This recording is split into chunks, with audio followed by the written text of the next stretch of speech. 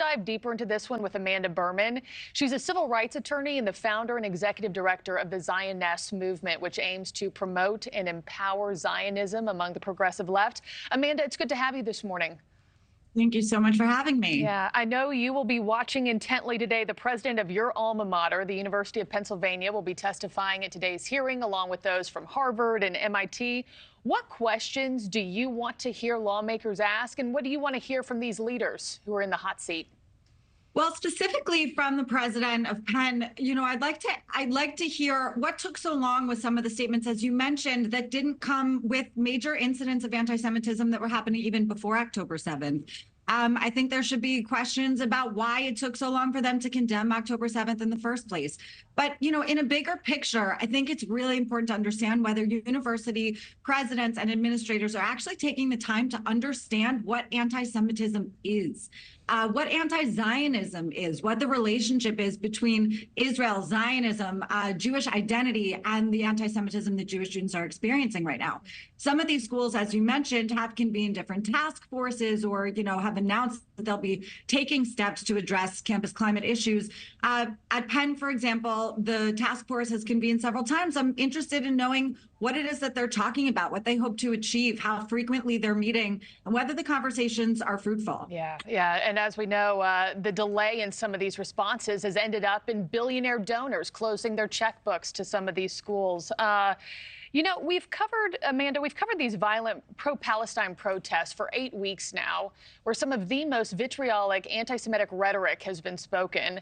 And we've repeatedly pointed out that many of these demonstrating students are the same people who marched in the Black Lives Matter rallies. They've spoken out against every form of hate speech, minority injustice, yet that same activism hasn't pivoted or translated to protecting Jews. Why?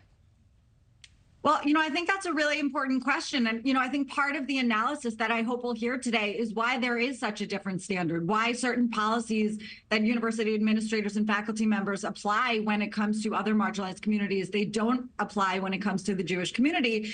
I think I would venture to say it is possible that they believe there is a different power dynamic when it comes to Jews. I mean, you mentioned some of the philanthropists who have said that they don't want to fund campuses that are normalizing anti-Semitism, in large part because it sends a message that the university is not actually committed to the pursuit of truth or to academic excellence and quality. You mentioned just now that a lot of this relates to pro-Palestinian protesting, but what I would say is that these protests are actually not helping Palestinians at all.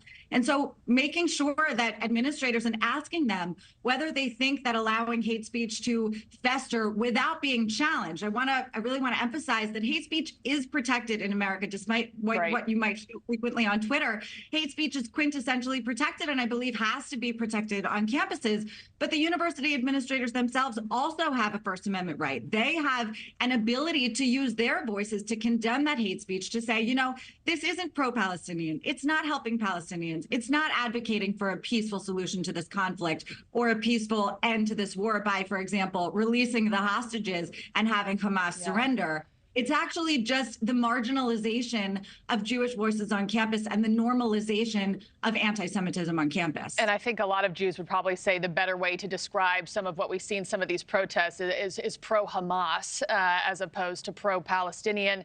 One of my last questions for you, you're obviously a proud Jew, a fighter for Zionism and the inclusion of Zionists in social justice spaces, and you've dedicated your life, you've dedicated your career to this.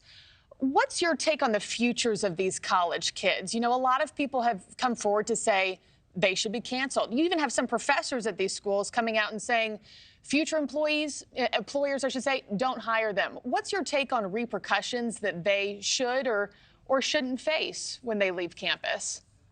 Well, first of all, I think that we should really give people the benefit of the doubt up to a certain point. I do think that anti-Semitic ideas have been normalized in the left over many decades now. And there are a lot of people who are saying things that they really don't understand because they're virtue signaling, because they think that it puts them, in the community of the good. And I think there is an opportunity to engage constructively and to sort of rehabilitate people. I know that I said things in college that I wouldn't say now. Thank you for watching. Go to newsnationnow.com to find NewsNation on your television provider. And don't forget to click the red subscribe button below to get more of NewsNation's fact-driven, unbiased coverage.